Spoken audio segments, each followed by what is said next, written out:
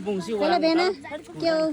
तपाईँ ससुराली जाँदाखेरि यतिको दुःख त पाउनै पर्छ किन गर्नु त अब कसैले नबुझी त ससुराली के आयो मुखले जानु के गर्नु यता भेना चाहिँ दिदीको ब्याग बोक्नलाई ठिक्क छ के गर्नु बोक्नै पर्यो गाह्रो छ बाटो छैन हेर यता एकदम ब्लक गरेछ माथिबाट पहिरो झर्रा छ यता गाईहरू भित्रबाट यसरी छिर्नु पर्ने बाध्यता भइरहेछ ल छिर्नुहोस् हजुर ए पुरो छेके छेके हेलो गाईहरू हेलो हेलो हामी चाहिँ